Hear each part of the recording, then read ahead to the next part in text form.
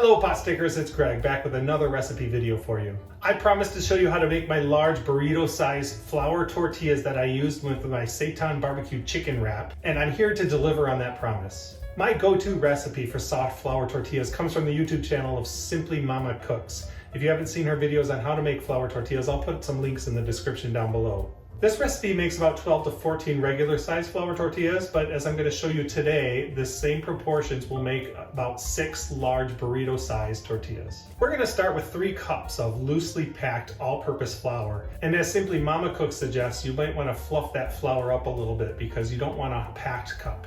To the flour, we're going to add 1 teaspoon of kosher salt. That's about 5 grams if you're weighing it or using a different sized salt. 2 teaspoons of baking powder.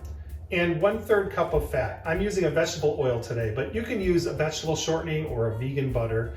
If you're cutting down on oils, you can certainly leave the fat out and you'll still be able to make a decent flatbread from it. But if you really want the softest tortilla that you can make from flour, the fat really is an important component. Mix this together well until it has a crumbly texture. Next, we're going to incorporate about 1 cup of hot water. You don't want this boiling, but you do want it relatively hot. I use the hottest water I can get out of my tap. Depending on the day and the humidity, you may need more or less water. I'm starting with about 1/2 cup and mixing it in slowly. Keep adding water a little bit at a time until the dough all sticks together. You want to end up with a soft, moist dough that's slightly tacky to the touch, but not overly sticky. The moisture content along with that fat helps to make a soft tortilla. Once the dough comes together, knead it until it's a very smooth ball. This will take 5 to 10 minutes depending on your kneading. Cover it and let it rest for at least 15 minutes. After the dough has rested and the gluten has relaxed, divide your dough into 6 equal pieces. Fold them and roll them up into balls. You could actually divide your dough and make the balls before you rested it. I do that sometimes and it helps those dough balls relax. And that's another way you can accomplish the same thing. Using just a dusting of flour, roll out your tortillas until they are very thin. Rotate them 1/4 of a turn and keep rolling.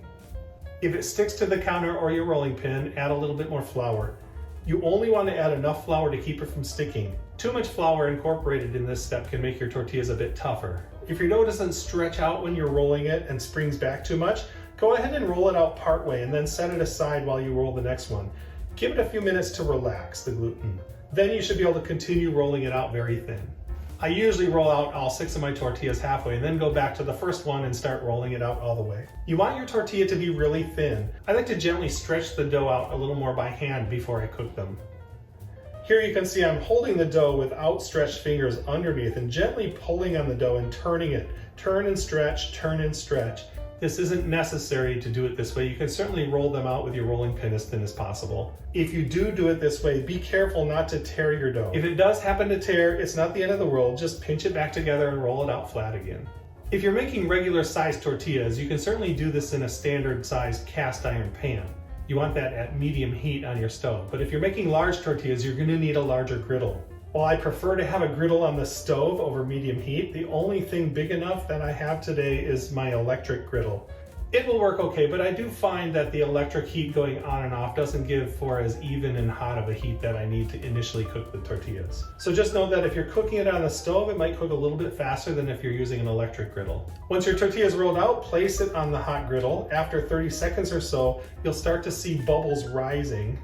This is exactly what you're looking for. Once you see that the raw dough looks more opaque and cooked and you start to see these bubbles rising, flip your tortilla over and cook the other side for another 30 seconds or until there are no more spots that look like raw dough.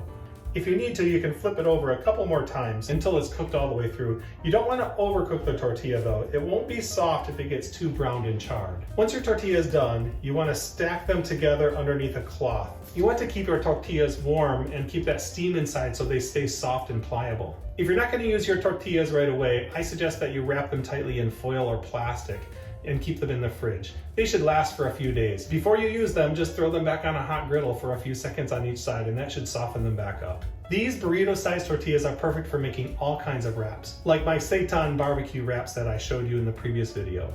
What? You haven't seen that video? I'll put that link right up here and down in the description for you. Thank you so much for watching this video. If this video helped you to make your own fresh, soft flour tortillas at home, please give it a like and leave a comment down below. And don't forget to come back for another great recipe as the pot thickens. What? You haven't seen that video? Well, the link is